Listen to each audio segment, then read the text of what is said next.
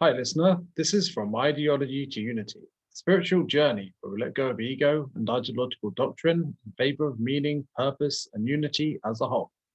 So, I'm doing another reading, and this is Quantum Theory and Free Will, How Mental Intentions Translate into Bodily Actions.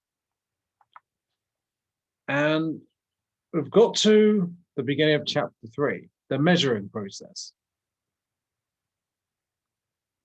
Minds, Brains, and Meaning. The final chapter of von Neumann's book is entitled The Measuring Process, but the real topic is us and our acquisition of knowledge. The core message of quantum mechanics is, in the words of Niels Bohr, in the drama of existence, we are ourselves both actors and spectators. It is our influence on our acts of acquiring knowledge that allows us actors to transform a quantum world of potentialities into actualities that are expressions of our values. It is these consequences of our probing actions that give meaning to our lives. And I would also mention this thing from Shakespeare, that we are all just players in a wider game or something. I'm quoting it wrong completely, but we're also observers of the other people, just actors in that grand play, I suppose you could say. And of course, this relates to the law of attraction, which is about, and mentalism, which is about how we impact and shape reality itself. And I also mentioned that this is something that Schopenhauer's objective idealism accounts for as well. And it's certainly compatible with quantum physics, as my readings of Decoding Schopenhauer's Metaphysics by Bernardo Castro will unveil, as will this. Okay. Utility of quantum smearing. The feature of quantum mechanics that converts us from puppets to protagonists is quantum smearing. The property stems directly from Heisenberg's uncertainty principle. It allows our minds to be more than mere cogs in a giant machine, or helpless witnesses to events they cannot affect. Quantum smearing gives us important things to do, and dynamical laws of orthodox quantum mechanics endow our minds with the power to do them. So, if you're not sure, or can't remember what exactly it is, I was actually about to go back, but quantum smearing, it is explained here. Einstein's first example. Einstein offers a helpful example of quantum smearing. Suppose a single radioactive nucleus is placed in a sphere and surrounded by a decay detecting device that, when activated by the decay of the nucleus, sends a signal to the mechanism that causes a pen to make a blip or a spike on a moving scroll.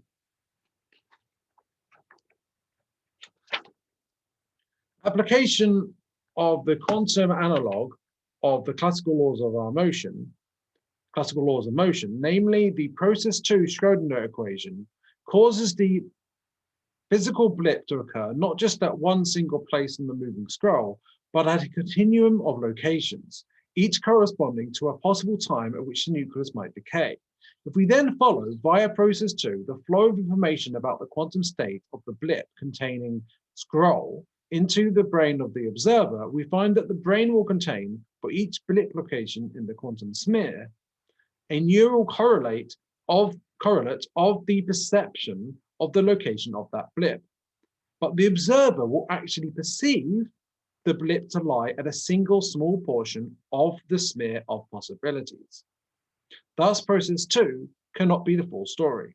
According to Orthodox quantum theory, the dynamical partner of process 2, namely process 1, inserts into the evolution of the quantum states an action, a collapse, that is instigated and partly specified by the mind of the observer. Thus, the observer's mind, or ego, is actively involved in reducing the quantum smear of potential perceptions to the single perception that an observer actually experiences. Without these smears, there would be nothing for us to do. Everything would be preordained, as in classical mechanics. Moreover, the important concept of probability enters into quantum dynamics precisely at the process one action of reducing the smear of potential perceptions to one perception that is actually experienced. Without the prior smear of possibilities, there would be no place or role for quantum probabilities. I would also add, because I recall it now, that in what's the book? I'm going to refer to a number of books at the same time as I do this, but I think in this case it's actually going to work out. This is Living the Law of One, 101 The Choice by Carl L. Ruckert. And there's a section early on about the scientific or quantum understanding of the Law of One. And something interesting that was mentioned was, this is the game board, the scientific version. It starts on page 33 of the book. And I wonder if page 33 is a numerology thing as well. Somehow or deliberately ended up being part of it. But so and it relates to the 0-point energy field and that oneness. But what's interesting is that it says that the mainstream quantum perception of quantum physics is a random collapse of the superposition into one possibility, or random collapse of the smear into one outcome, right? And of course, it's said here, she says, now this is a summary of lots of ideas that are, or lots of things, that information that is from the raw material and also from Quo and other general beings as well that our research deal with.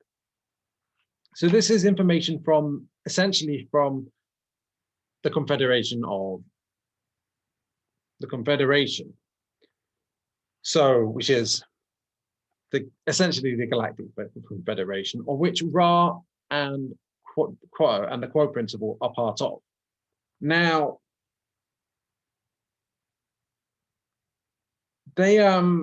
what it tells us is the Confederation's view is that, well, it's not a random collapse, but rather it comes from the mind, which is exactly what is talked about by Henry Stapp. So he has actually come to the view that the Confederation have. I suppose they are a quantum confederation, aren't they?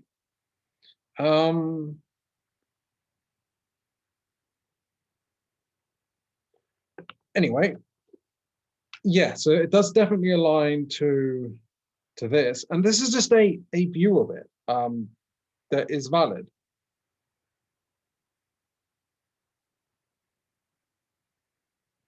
And in fact, I'm going to quote from this book as well. Technically, I'm doing a reading of more book at this point. According to Fred Alan Wolf, we can change the very fabric of our reality by the choices we make, by the things we choose to see or not see, and by what our honest intentions are, as opposed to what we might be saying when we come to a point of choice. If we focus on the things we love, we attract them. Good multiplies. If we focus on the things we fear, we attract them instead. The heavens seem to pour bad weather on us. Whether we choose to think about what we choose to think about makes a difference. And I could definitely account for that in my life, because despite what I know and what I've learned, I focus on things I fear and all of that. Like, I'm still on my journey, really. But sometimes it's part of the process, because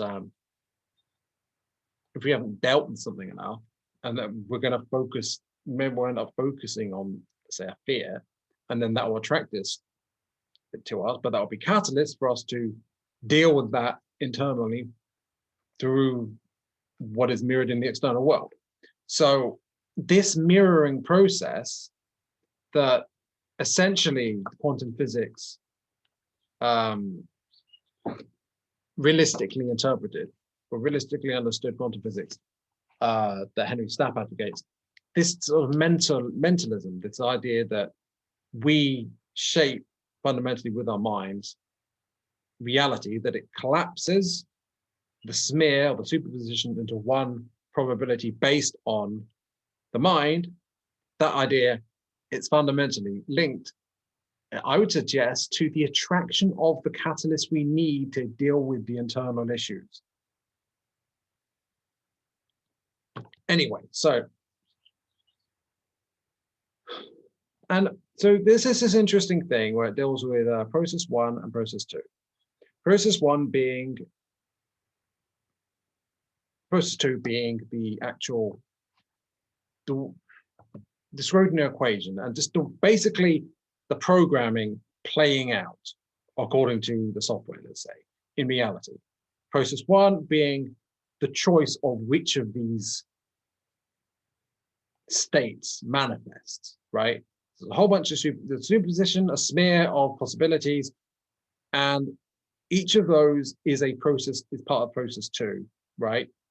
But which of these plays out is a matter of, and the process by which is determined which possibility plays out is process one. Now, I wonder if I can make a parallel here to something that Bernardo Kastrup talks about in relation to Schopenhauer's metaphysics, which is, it relates to the idea of, I suspect, of metacognition and the re-representation of re-representation. So, where's what I'm looking for here?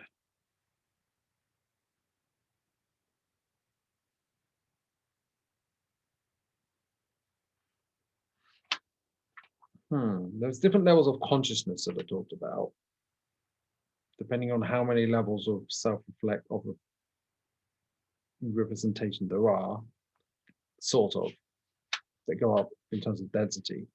That's the sort of link I made last in that episode. But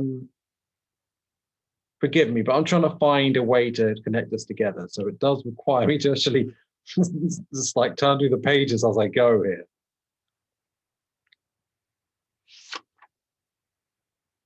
So there's this idea of the will and the representation, according to Schopenhauer. And the will is essentially, you could say, divine will, I suppose you could say. It's what you could call source. And the representation is the holographic reality. That's how I understand it. And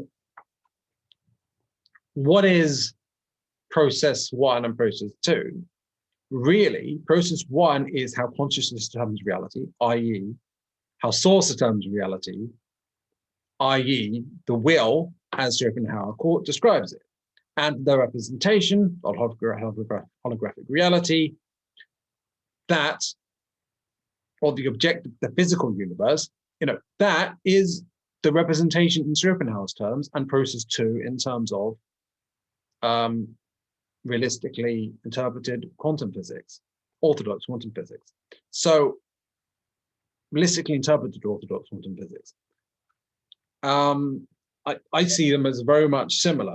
And if you really want to know in more detail what I'm referring to, I guess you'd have to watch or listen to the other episodes that I'm dealing with there. I do definitely think that there's a sense of clarity that comes from either reading these books and or listening to the episodes, not just doing one or the other, in my opinion. So yeah, if you follow the one about quantum states, quantum theory and free will, and this one decoding Schopenhauer's metaphysics, and me reading it and discussing it, in my opinion, you may well get more out of it than you just do one or the other. So, I said, I do have a sense that I didn't quite get to what I was trying to find here.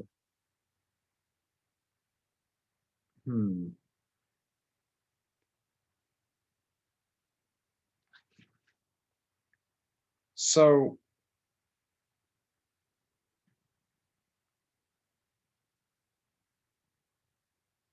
there's this direct perception of reality,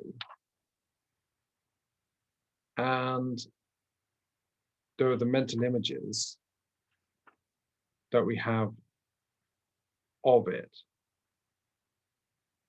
So there's a scaffolding of it, and then there's the experience we have. And we can't reduce experience to mere, we can't reduce it to mere experience like scientism does.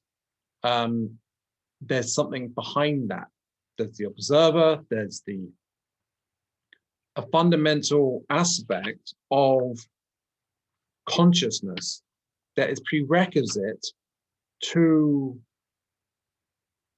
sort of a priori perception. That is prerequisite to, and that is independent of the five senses, a spatiotemporal extension independently of the five senses. That's what Schopenhauer posits. And I will quote here, for Schopenhauer, space-time is thus an internal cognitive scaffolding inherent to the individual subject, whereas sense impressions are projected onto and thereby populate this scaffolding as mental images. Now, it's not directly linked, but essentially,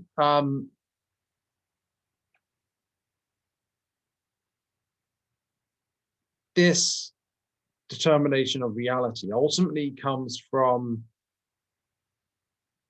divine will or source.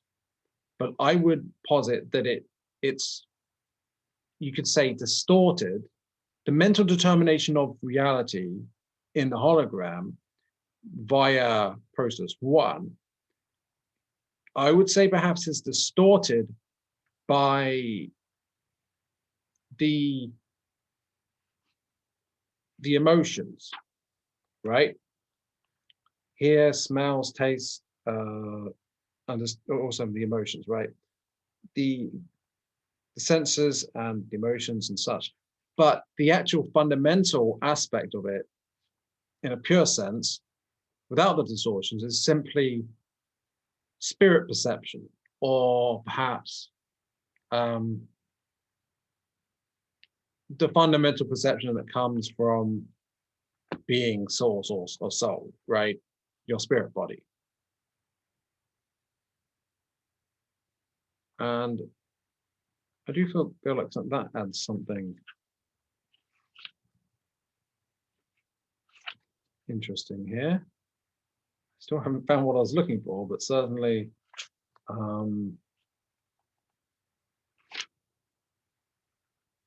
yeah, because I was looking for direct correlates to what directly correlates to process one and process two. And Breuer representation kind of does, but there was definitely something else that does that as well.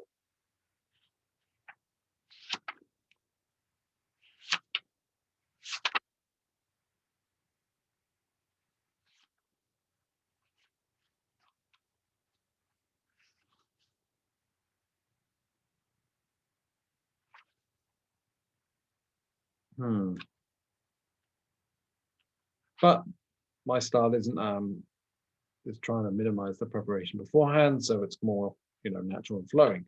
All right, for now, I'll leave it be, and rather than just desperately spending the whole time trying to find this one thing. All right. Well, if you had the patience with that, thank you. So, where were we? We're faced at this point with a deep problem that in one way or another has challenged philosophers since the beginning of philosophy, namely the problem of the nature of the connection of our conscious thoughts and perceptions to the material world. Now, however, we are armed with a highly developed mathematical structure that is focused precisely on this issue, as Dirac remarked in the preface to his 1930 book. The state of affairs is very satisfactory from a philosophical point of view, as implying an increasing recognition of the part played by the observer in himself, introducing regularities that appear in his observations. Now, you may well see connections to what I was talking about with will and representation, process one and process two, how we affect reality, mentalism, and how perhaps even that the emotions and the sensory perceptions of things, and the way the added experience that we have, in addition to simply perceiving as a soul, how that might distort how our minds affect the smear and the collapse of the smear into one possibility that plays out. I.e., process one is affected by the state of our own mind. It's not as simple as we choose it, although it kind of is, but the level of our consciousness, the degree to which we've dealt with certain things, our polarity, and our emotions, and the frequency of those emotions,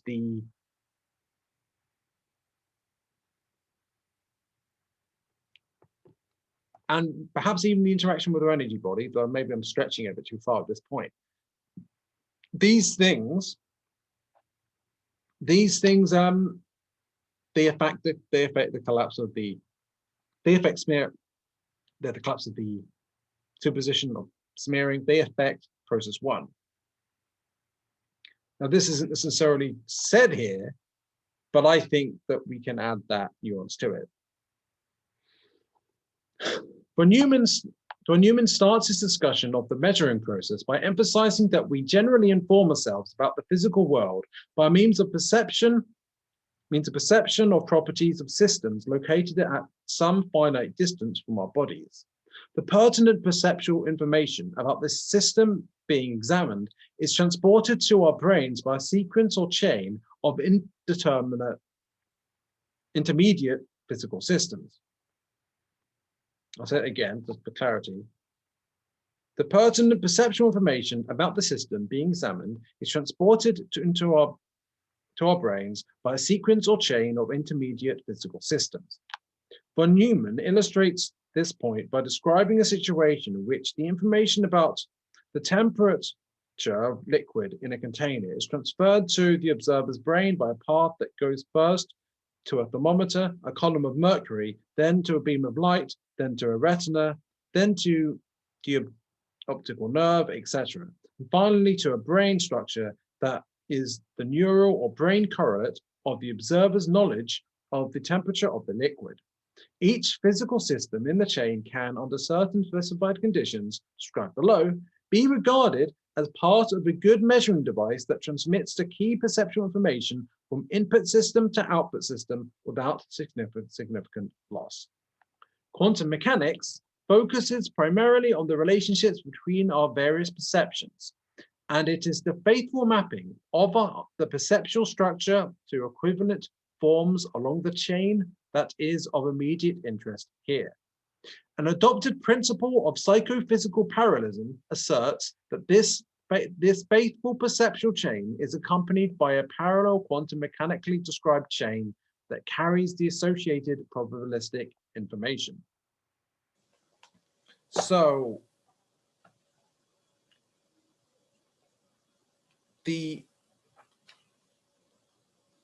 in the quantum field, in the what's it called? Zero field? Wait. What's it called? In the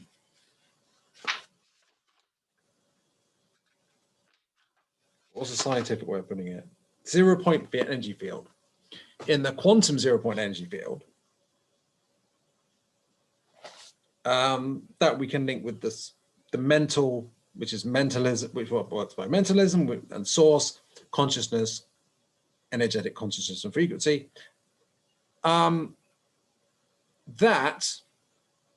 There's that, and then there's a physical correlate of that. And just as there's a chain of the quantum aspect of things, which is the mental conscious aspect of things. And then there's also the physical correlate of that. In Schopenhauer, there's will and representation, and there's the idea that representation is ultimately derived from will, which would, if you apply it here, is that the physical correlate is a reflection of a parallel reflection of the conscious aspect of the reality of things. That's kind of how holographic theory works.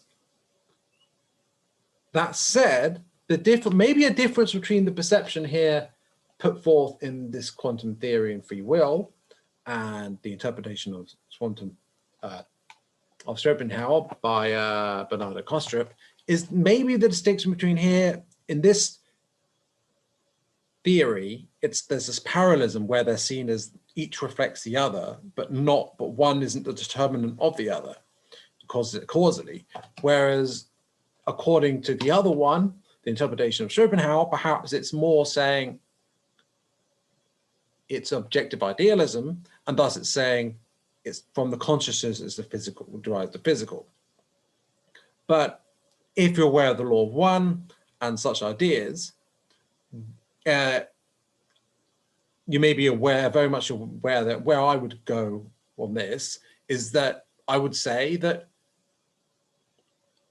it is actually Schopenhauer's position that mind over matter, not mind and matter. It's not a Descartesian equal split, but one is real and the other is kind of an illusion that comes from the first. Process two, it's not that process two doesn't exist.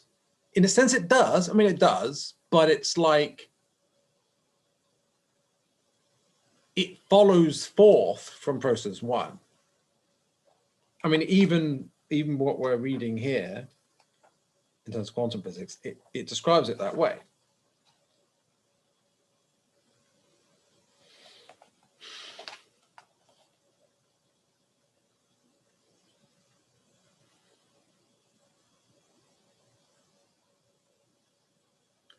Von Neumann developed a detailed quantum model of a good measuring device. If one considers a pair of simple quantum system as a single new quantum system and places it in a so-called pure state, then the one-to-one mapping between the states of the two subsystems, input and output, that is needed for a good measuring device will prevail. Thus, in our example, the information about the blips on the scroll will be carried step by step to associated features of the brain of the observer. More importantly, the quantum mechanically described chain that parallels the perceptual chain will ensure that the statistical weights, probabilities, associated with the different possible perceptions will be preserved. That is, there is a probability preserving mapping of the perceived aspects of the external perceived scene to corresponding aspects of the brain of the observer. Well, that's probably not surprising to you. The process one action that occurs in the observer's brain can thus be mapped backwards in time and outwards in space via this chain of good measurements to a faithful image of the process one action occurring in the observer's brain to any one of the measuring systems along the chain and ultimately out to the blips on the moving scroll. Well, I mean, that aligns with what I'm saying, so. The movable Heisenberg cut. As already explained, quantum mechanics, unlike its classical forerunner, adopts the view that science is properly about our knowledge of the underlying matter-based reality, not directly about material reality itself. As Heisenberg's key 1925 discovery was that in the quantum universe, there are two parts of nature. These two parts of nature differ in very different ways. According to quantum mechanics, the mathematical Hilbert space structure of the underlying atom-based reality is very different from the mathematical 4D space-time structure of our conscious perceptions of reality. Interesting. Now, if you're into Great Awakening and New Age or Law of One circles, or Gnosticism or the like.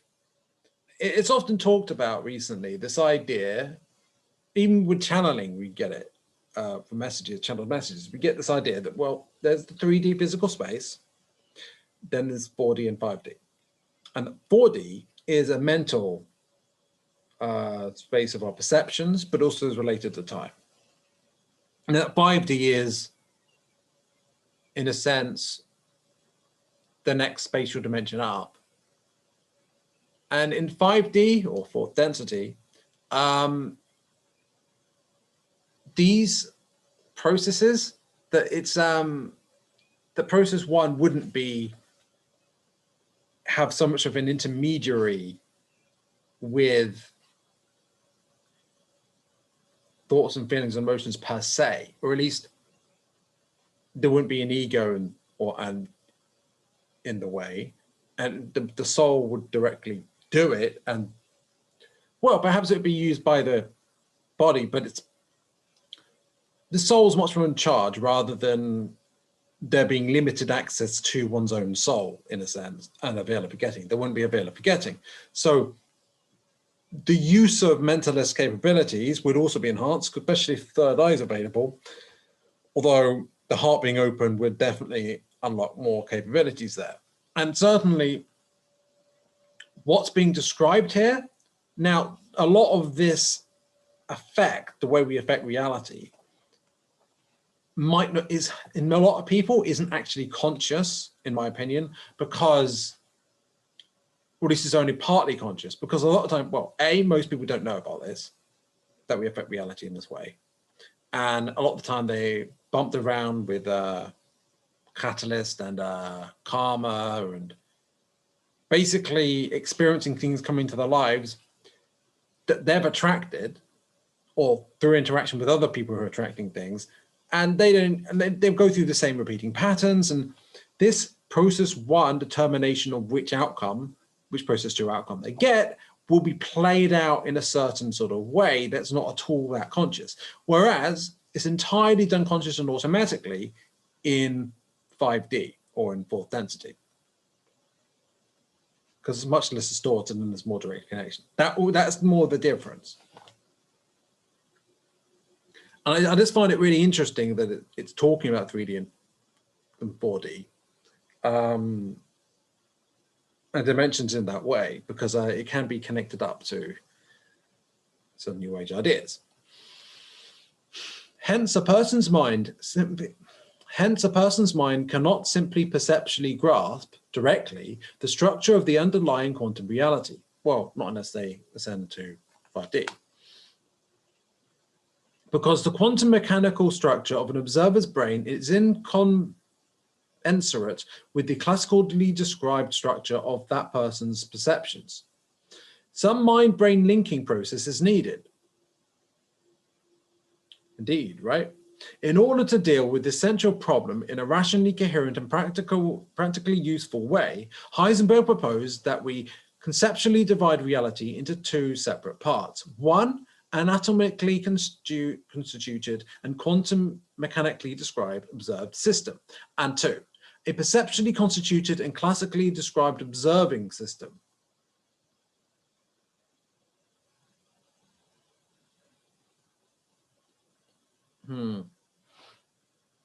Something to nut up about that, but I'm not sure how to. Anyway, von Neumann's proof shows that we can, in each observation, shift the placement of the Heisenberg cut between the two parts to any chosen position, along the tower of linked measuring systems that connect the perceived system to its correlate in the observer's brain, without altering the statistical Born rule weights of the various alternative possible outcomes of that observation. One can consider the mind-matter transition to occur at any link in the chain of devices without altering the predictions of theory. Which means this is very much consistent with established quantum physics.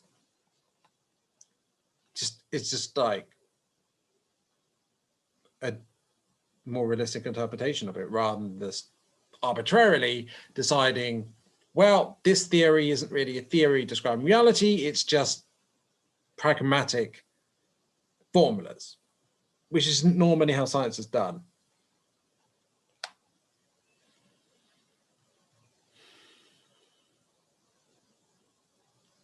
The proof rests firmly on the postulate that basic causal dynamics is specified by the orthodox quantum mechanics, even though the conscious perceptions are experienced and described in terms of classical mechanical concepts. Von Neumann describes the situation thusly. Now, quantum mechanics describes events which occur in the observed portion of the world, so long as they do not interact with the observing portion, with the aided process too. But as long as such an interaction occurs, i.e. a measurement, it requires an application of process one, which makes sense, right? This means that in the subsystems, in the tower that lie external or below the Heisenberg cut, one can use for the individual perceivable possible outcomes their quantum mechanical descriptions, which specify their individual statistical weights. But above the Heisenberg cut, including the brain itself, one can use the perceptual description. Our capacity as theorists to choose which description to use where is essential because we do not know the detailed quantum counterparts of our various possible perceptions, yet need to know their statistical weight in order to be able to make statistical predictions about the various alternative possible experiential outcomes of our alternative possible probing actions. So, on one hand, we can predict things and look at the Born rule and the smear of different possibilities in a statistical way and make predictions based on that. But while understanding the actual process of the way the mind works, or at least that there's a process of process one whereby the mind affects reality. And there's this interplay going on where between the holographic reality and the conscious reality, let's say. And the distinction is on one side and the other of the Heisenberg cut, and it depends on the situation as to which we're talking about, if not. Right, yeah, which we're talking about. This statistical information is available to us theorists precisely because we are able to use the experiential perceptual description in the brain side or upper side of the Heisenberg cut, but the quantum description, which carries the statistical weight of the perceptual possibilities, on the external objective lower side of the cut, which contains the perceived physical system. The two descriptions are two aspects of one possible response to a physical probing action. But what are these predictions? What are those predictions? What determines, in our example, the theoretical probabilities associated with the various alternative possible perceivable locations on the blip of the moving scroll, i.e. different possibilities on the smear? The probability that the blip will appear in a specified small region on the scroll is determined by the decay rate of the radioactive nucleus. The exponential decay process causes different statistical weights to be assigned to decays occurring during different possible time intervals. The probability of the blip to appear in any small time interval will fall off with time as the source decays. Because the scroll is moving, the probability will fall off also with a shift of the location of the blip on the scroll. So the probabilities of different possible perceptions of the blip location are unambiguously specified by the locations of the blips out there on the scroll, where they can later be perceived by the observer. Thus, the probabilities of the occurrences of the various alternative possible perceptions need not be computed in terms of the probabilities of the neural correlates of those perceptions. They can be computed, as just explained, in terms of the properties of features of the perceived scene. The quantum dynamics of the chain of good measurements will then transfer the statistical information into the brain of the observer, where it can influence nature's later response to the observer's probing question. And of course, the observer's probing question that's up to them. The other part of it is the playing out of process 2. And that's what you just heard, I think. It is, of course, extremely important that scientists be able, as in our example, to deduce the predicted probabilities of the possible process 1 generated perceptions from the associated properties of the perceived world, rather than from the detailed properties of the neural correlates of our perceptions. And I'm not entirely clear on that, so I'll just repeat it.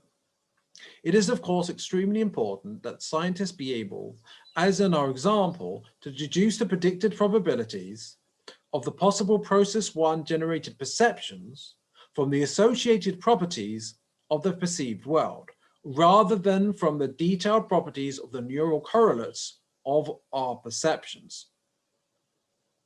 That is because we lack the capacity either to theoretically know or experientially measure in sufficient detail the neural correlates of our perceptions.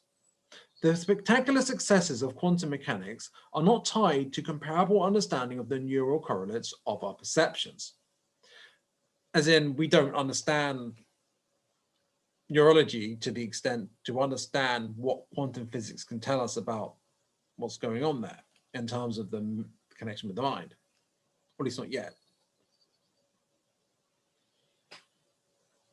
The successes of quantum mechanics are based on the statistical relationships between the properties of our perceptions, not on a detailed understanding of the brain correlates of those perceptions. This whole scheme works because of the proof by von Neumann of the movability of the Heisenberg cut.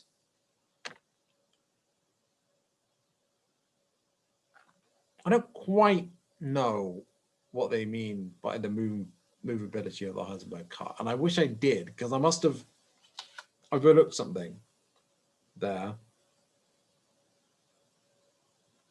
Is it that we move what side of the cut we look at, or is it that the actual cut itself is at different points? You know, it's possible you might actually know the answer to that, and I've just somehow missed it in the midst of reading it out, but oh well, I think I get it more or less.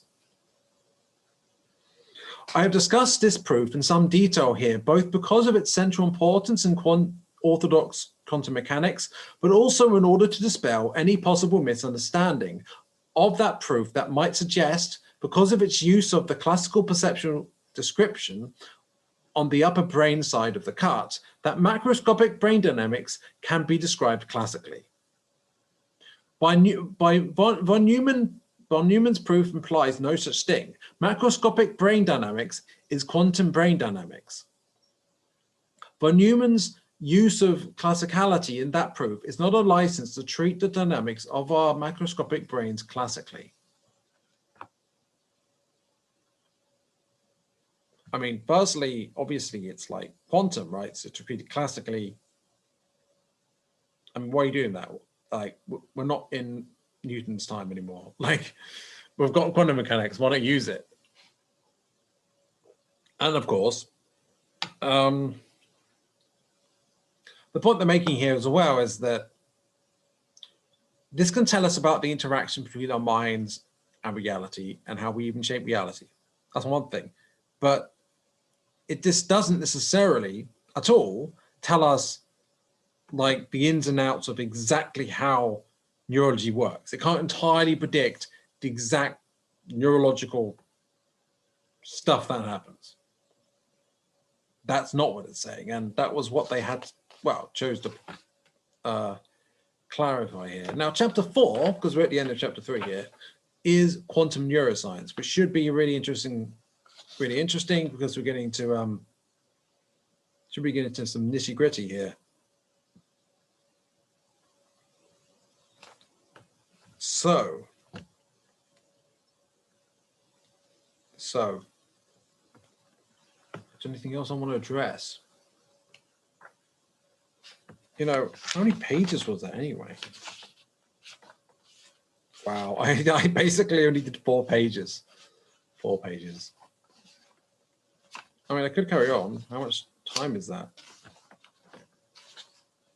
These are relatively short chapters, actually. If you don't mind, I can quickly look through to see if I can find that thing in that Schopenhauer book.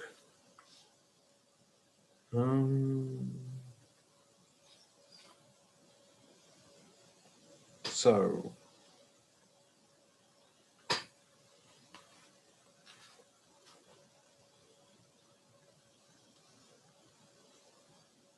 tell you what, I think I'll just carry on. I was kind of going against the flow there, trying to find something like that. So, quantum neuroscience. The overwhelming question in neurobiology today is the relationship between the mind and the brain. These are the words of Francis Crick. In the same venue, famed neuroscientist Antonio Damasio writes that the mind-brain question towers above all others in the life sciences. Given this recognized major importance of the mind-brain problem, you might think that the most up-to-date, powerful, and appropriate scientific theories would be brought to bear upon it. But just the opposite is true. Most neuroscientific studies of this problem are based on the precepts of 19th century classical physics, which are known to be fundamentally false. Most neuroscientists followed the recommendation of the DNA co-discoverer Francis Crick, and steadfastly pursue what the philosopher of science, Sir Karl Popper, called promissory materialism. The promise is the long under-fulfilled promise that the rigid adherence to the precepts of materialistic classical physics, which exclude minds from the dynamics, will lead to the solution of the problem of the connection between the minds and our brains, which I don't know if is directly connected to there is this pursuit of what was it? Grand theory? No, it's not it. A theory that explains like the connection between micro and macro, and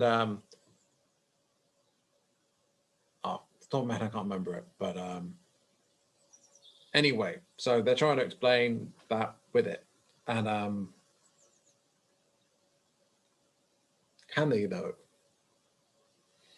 Unsurprisingly, this fundamentally incorrect classical physics has been completely unable to explain how your brain could be or produce your mind.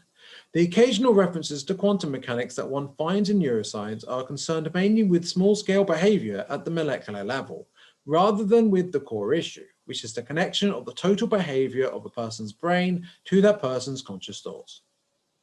What is the rational basis of the policy of replacing, as the basis of neuroscience, our current hugely successful fundamental theory, quantum mechanics, which is explicitly about the dynamics of the mind-brain connection, by the failed 19th century classical mechanics that excludes our minds from the dynamics?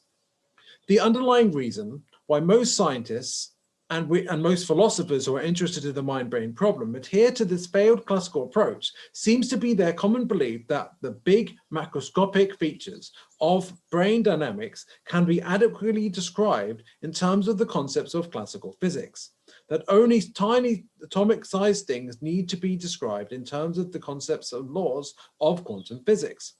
But standard Copenhagen von Neumann quantum mechanics says no such thing. Thus, insofar as we scientists admit that the contemporary pertinent science should be used in principle, or at least tried, we should seek to explain the empirical data of neuroscience and psychology in terms of the processes 1 and 2 described by von Neumann, rather than presume, because classical mechanics worked for 200 years, that the notion that our immaterial minds can affect our material bodies must be some sort of illusion. The examined data should include empirical findings pertaining to the connection between perceived scenes and their neural correlates, and encompass also the everyday empirical connections between a person's mental intentions pertaining to his or her bodily actions and the associated observed bodily actions. In short, if one is interested in the mind-brain connection, then the brain must, according to contemporary basic science, be described quantum mechanically. The associated classical description pertains to our perceptions, not the related brain dynamics. So any attempt to understand the mind-brain connection that takes the classical description to be describing our material brains rather than our conscious perceptions conflicts with the basic contemporary physics, which specifies that von Neumann's dynamical rules involving processes 1 and 2 should be used to describe the mind-brain connection. I take that approach to define quantum neuroscience. Now,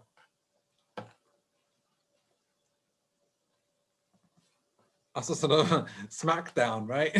You really, but I don't think he'd describe it that way. But yeah, I mean, I agree. Yeah, I mean, that's like, I've got nothing to add to that. I mean, do you understand it? I do. I mean, I do like to explain things every now and again, but just in case you don't get it. But no, I think he says it pretty clearly. I'll just carry on. What's the matter with matter? The quantum mechanical description of the atom-based material reality is a bottom-up description.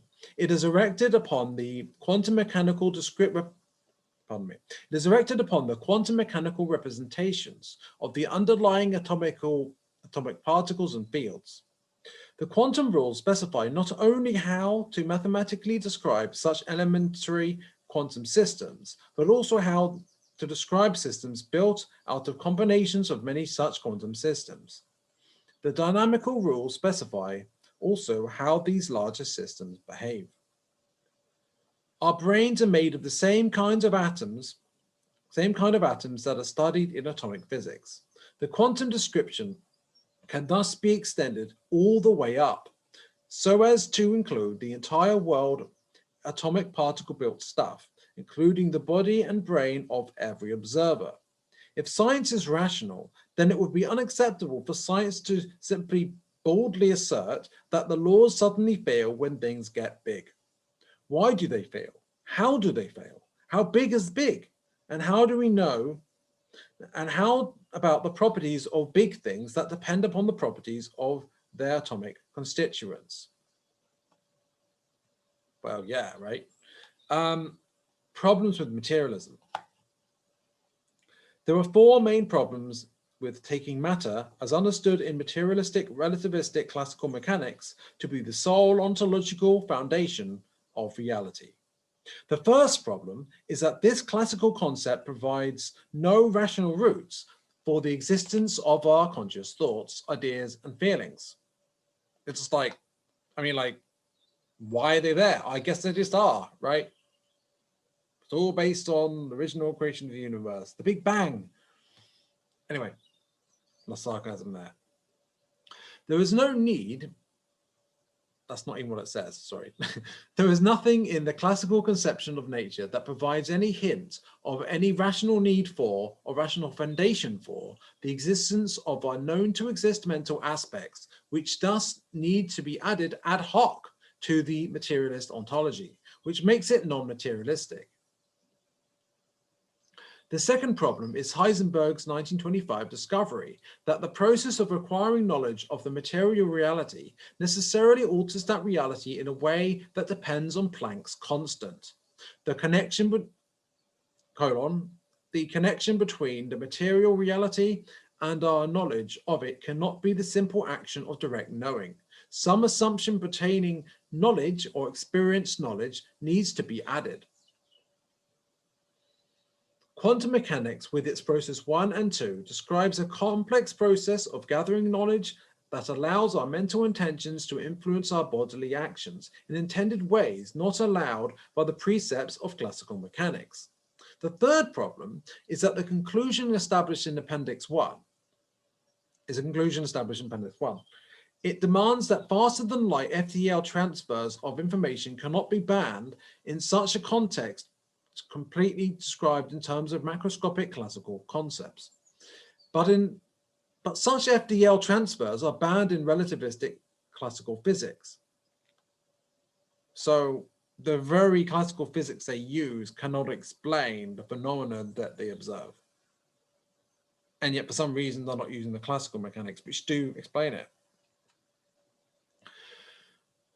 Thus, this FGL conclusion falsifies the belief that the connection between mind and brain can be understood within the framework of relativistic classical mechanics. This FDL problem will be discussed in detail later. The fourth problem is that the classical Newtonian building blocks of reality are solid, whereas the atomic building blocks, being the basis of mere potentials for psychophysical events, are evanescent. The Newtonian particles are solid components of a supposed enduring physical reality itself, whereas their atomic quantum replacements are components of mere fleeting potentialities for what the future might be. The two conceived realities are fundamentally different and incompatible, not merely different views of the same reality. And, you know, I would like to be like giving them all my perspective about these things. It's just like, it's primarily agreement. Yeah, it's funny, like this is kind of like reviewing it, but it's kind of like, bravo, fantastic, I love it. Which is, well, I suppose you're definitely getting a perception of my, you're picking up my bias here, which is just how it goes anyway, right? You can't really ever avoid bias.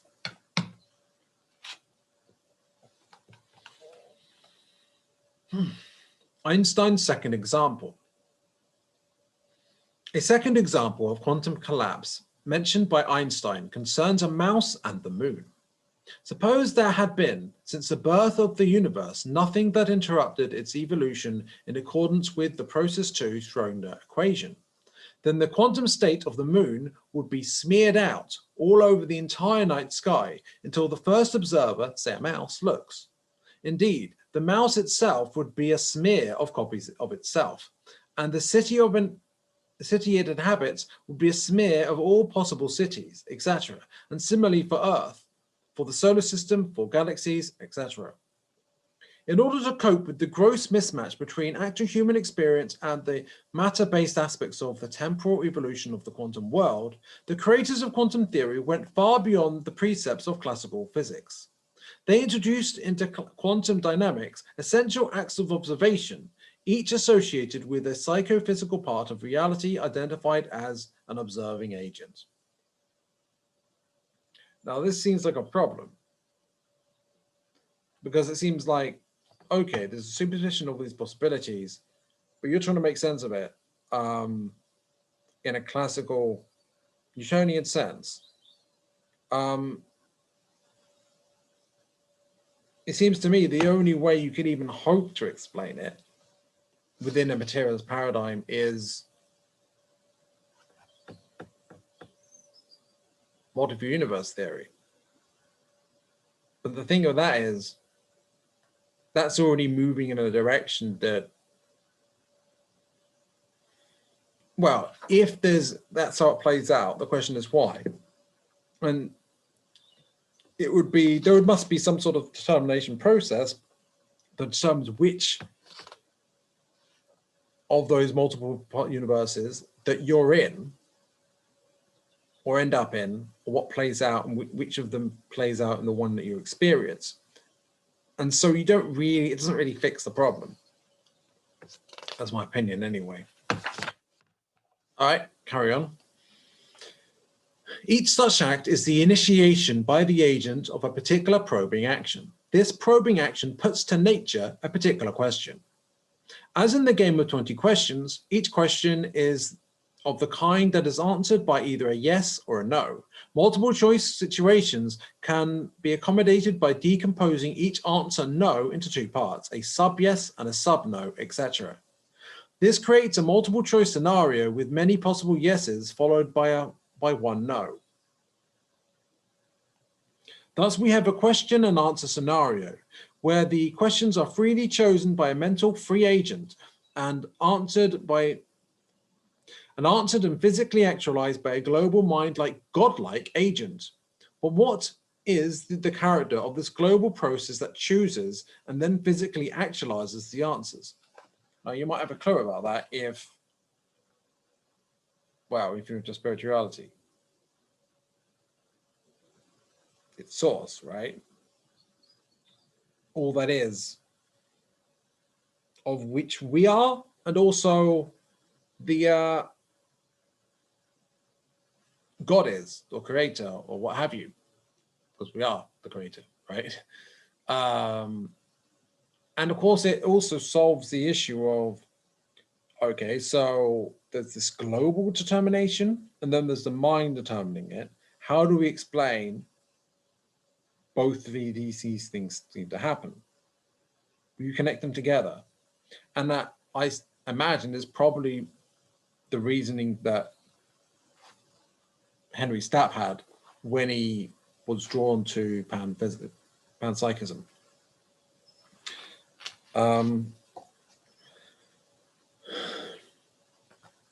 Nature's random choices.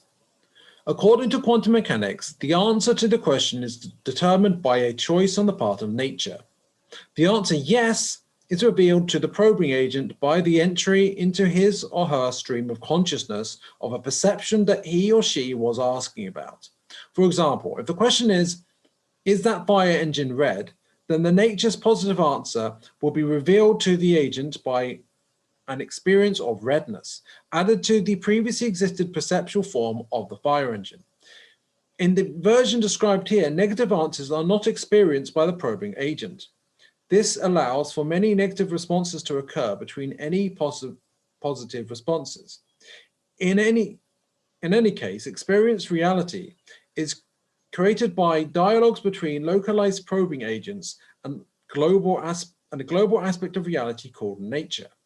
The probing and answering processes have certain characteristic properties that will be discussed presently. And of course, in terms of like what we experience, the fundamental smearing and this issue that was raised at the beginning here, one second example, this issue of the mouse, and there's loads of mouses and loads of moons and such forth. It's solved by the process one picking which process two is played out and experienced in the perception and the experience of the observer in question. And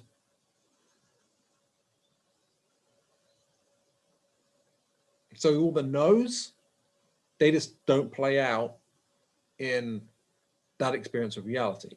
They might in another timeline or something, but not in that one. So that seeming contradiction is resolved.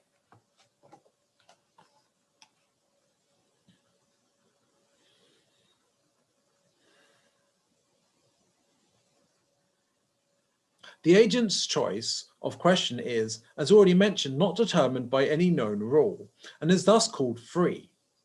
Also, it's interesting that they choose a question and they choose the answer.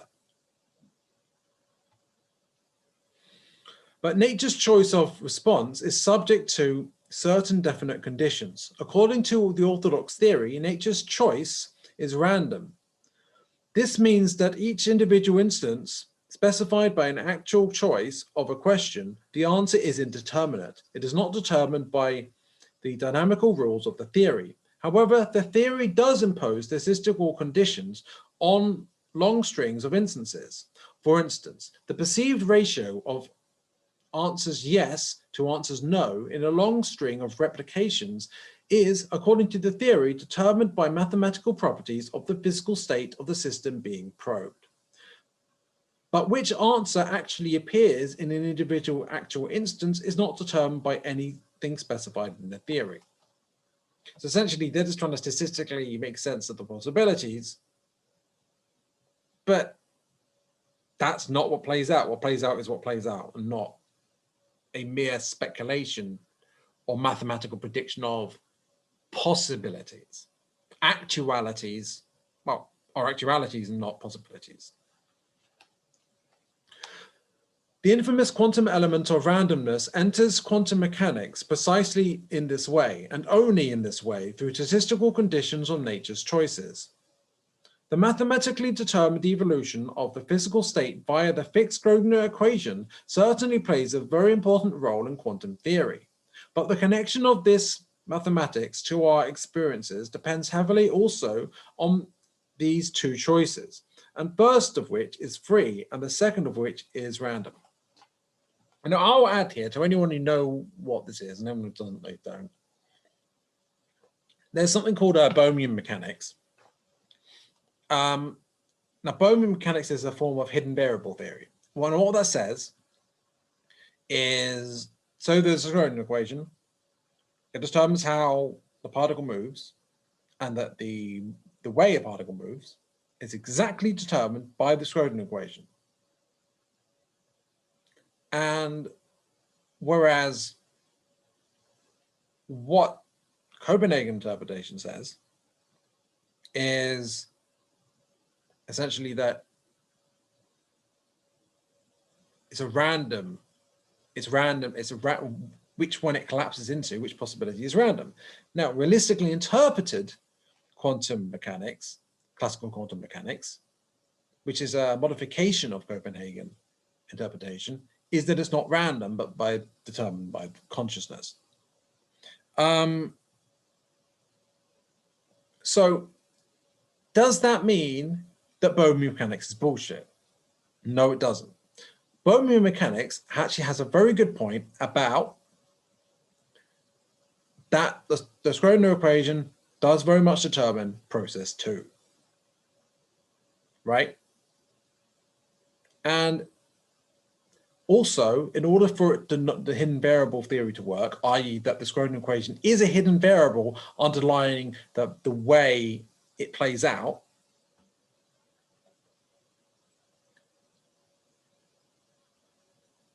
it requires non-locality, right? And now non-locality is that at each part of one thing and another thing in the universe are like connected, like they're adjacent, even if they're not locally in one place, and that there's spooky actually at a distance. So there's something that there's also quantum entanglement. So this idea basically that, okay, the general principle is that the Schrödinger equation determines how the process 2 stuff plays out everywhere, right? It's not like different in one location to another, it's universal. And how is this applying universally? It's non-local. It's not local in one place, it's a universal thing. Now, is there an explanation of why it works that way? Not really, just that that's the way it works. Like a law of nature sort of thing. Which might be an issue because it's not really explaining why it works that way. But of course, this realistically interpreted orthodox quantum mechanics does explain this, does account for the Schrödinger equation and non-locality, just understood as the process 2, of which there's a smear of possibilities, and which of them is chosen by process 1, by the consciousness and also by nature, which aren't really different anyway. Which leaves us where we are here.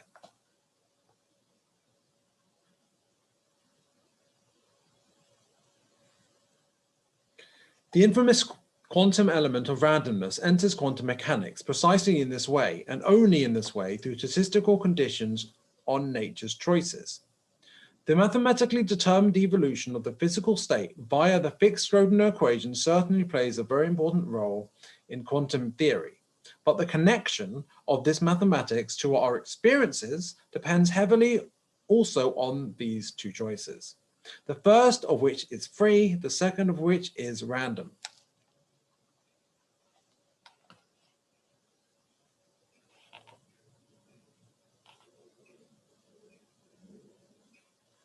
Is it though?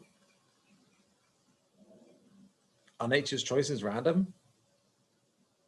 Is source randomly picking things?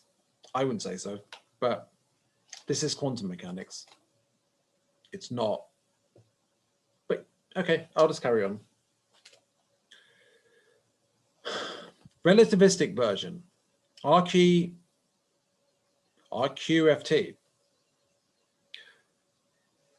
The original versions of quantum mechanics were non-relativistic. The relativistic generalization of relativistic quantum field theory was created in the late 1940s, independently, first by S. Tomonaga and later by J. Schwinger. A key new feature is best described by comparing RQFT with the non-relativistic version. In the non-relativistic version, each measurement event consisting of a posed question and a response by nature was assumed to occur globally over all space at an instant of time, which kind of makes sense to me. In the relativistic version of RQFT, each measurement event is again mathematically implemented by a collapse reduction of the quantum state of the universe that occurs at a single instant. That instant, however, is a non-flat 3D surface that covers all of 3D space, but with different spatial 3D points allowed to lie at different times, subject to the condition that no point on the non-flat instant can be reached from any other one without ever traveling at the speed of light or faster or backward in time. I don't see why it has to be limited to 3D, especially in that. Well, we know there's more dimensions than that. But anyway, the basic process of the creation of the evolving physical state of the universe is then forward in time, in the sense that each global instant is related to the unique preceding one by some spatial point, X, Y, Z, lying later in time than the preceding instant, but at no spatial point, X apostrophe, Y apostrophe, Z apostrophe, lying earlier in time than the time at that point, X apostrophe, Y apostrophe, Z apostrophe. By the way, these X, Y, Z things are in brackets. In the 3D surface that constitutes of the preceding instant. Between any two successive instants, the quantum state evolves via a generalization of the Schrödinger equation, which is the quantum mechanical analog of Newton's classical equations of motion, the basic process of nature is thus forward in time, even though the instants along which the collapses occur are not the non-relativistic flat surfaces, all points of which lie at the same time. The temporal advance from one global instance to the next can be confined to a small spatial region. This means, for example, that the first phase of process one, namely observer's choice of probing action, can be regarded as a local process confined to a limited region, whereas the second phase, namely nature's choice of response, turns out to be non-local, i.e. faster than light. On one hand, there's this distinction between the local and the non-local, which you could say is process two being the local and the non-local being how it's chosen. But on the other hand,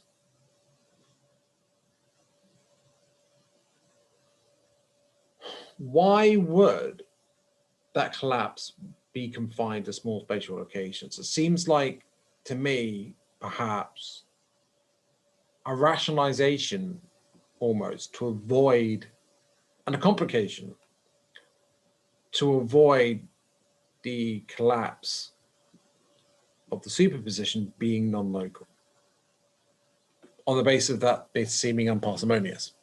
But anyway, the role and importance of free will. The linkage between the free question and the random answer lies the mental and physical aspects of things. The linkage between the free question and the random answer ties the mental and physical aspects of things into one single cohesive, dynamically evolving reality. In this evolution, the mental actions of the observers play an essential role. Each process one action with positive outcome leads to an increment in our collective knowledge, making your probing mind a causally efficacious, active participant in the psychophysical process that contributes to this collective joint knowledge.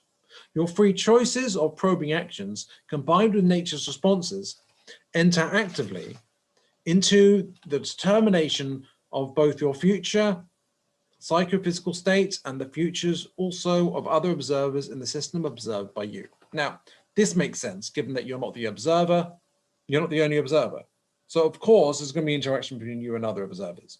Now, this has been in the back of my mind a number of times as we've gone through this, and hasn't really been addressed until now.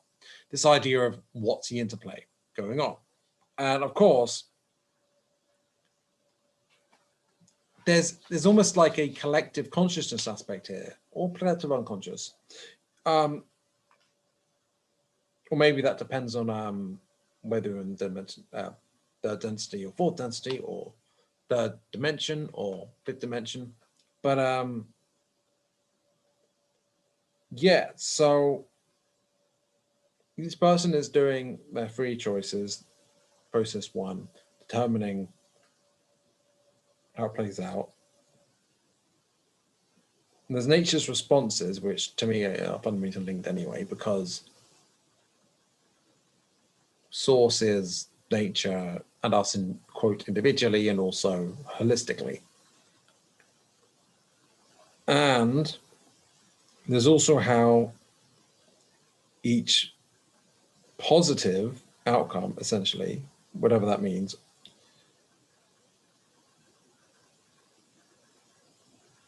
leads to an increment in our collective knowledge. This could even be the Akashic records. In the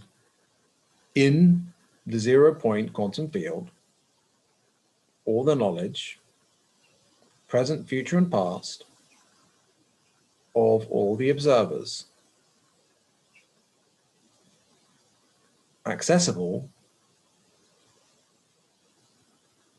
in a quantum manner. So sounds like that sounds like the Akashic records to me.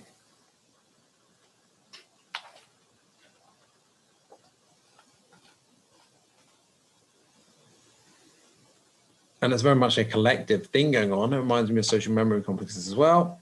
And Gaia and our interaction, collective unconscious, and so forth. Rational arguments lead, see chapter 10, from the explicitly dualistic form of Orthodox von Neumann quantum mechanics to the conclusion that all aspects of nature, including our own mental aspects, must be interacting parts of one mental whole. Understanding oneself to be an integral part of a mental whole tends to elicit a feeling of connectivity, community, and compassion with fellow sentient beings. Whereas the materialist notion of mechanical action and survival of the fittest tends to foster disregard of the feelings and welfare of others. And I put a thought here. So now, obviously, if someone's completely awakened, then they go entirely with an open heart, entirely. They go with this mental whole approach, and the ego doesn't do this. And then someone's in between, then it's like maybe an eternal battle between the two, or and in Dark Night of the Soul as well, like it might alternate or be both sort of thing, or like an eternal battle, like or tug of war. And yeah, I can relate to that idea.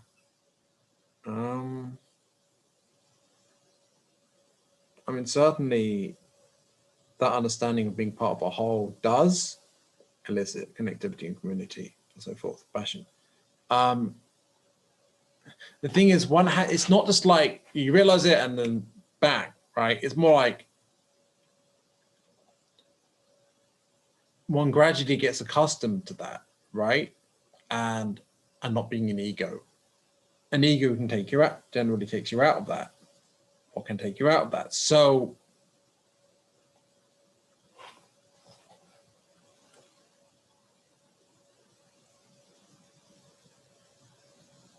well, that's interesting. That's enough, I think, on that.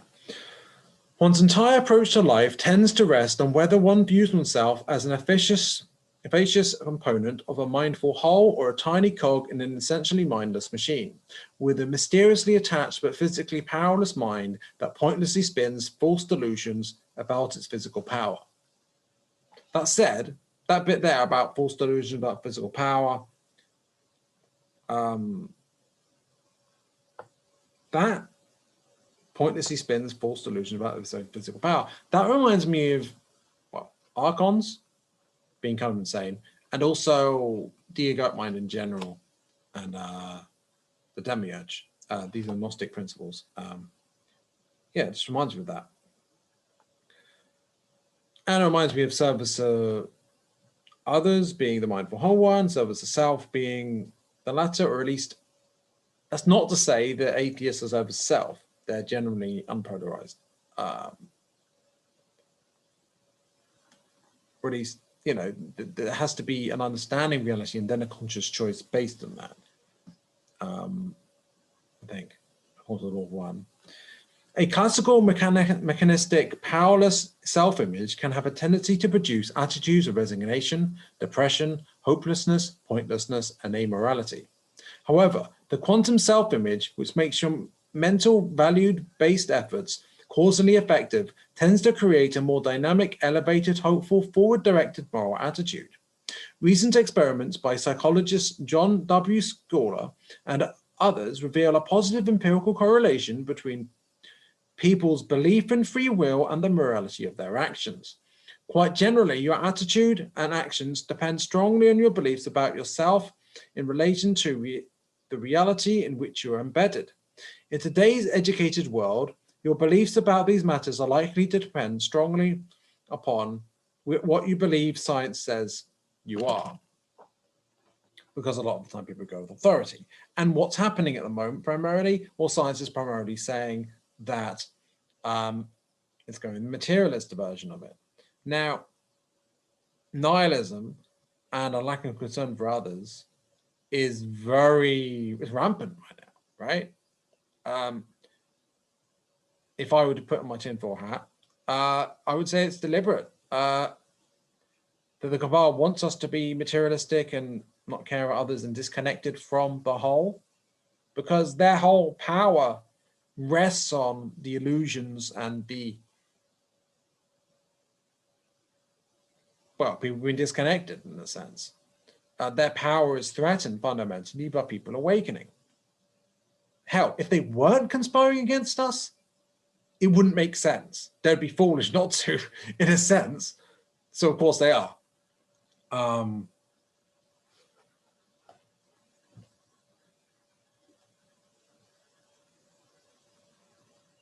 And we're done with chapter 4 as well. So we did 2 chapters. So yeah, that was pretty interesting. And of course, we're really getting into the oneness aspect of things now, which is hinted at the end of chapter 1, if I remember correctly. Yeah, and I find it interesting that I did actually tie it in with Schopenhauer a bit, which I like. I like that I did that. Because there are connections here. And I even addressed the that Law of One book as well, which talks about quantum physics a little bit. Because yeah, these things are definitely not separated. I mean, spirituality and philosophy, I mean, they do actually connect. So there was this attempt to make sense of the world in science without in a materialistic way. And as we go through these episodes in this book, we increasingly see how untenable that position is. So checkmate, atheists.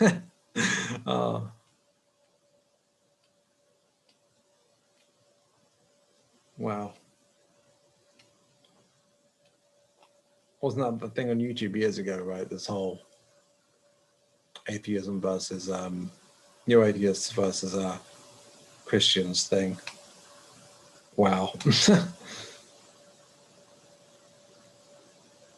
Anyway, yeah, this I'm really enjoying this. I hope you're too, because I mean, I don't know why you'd be listening if you weren't. So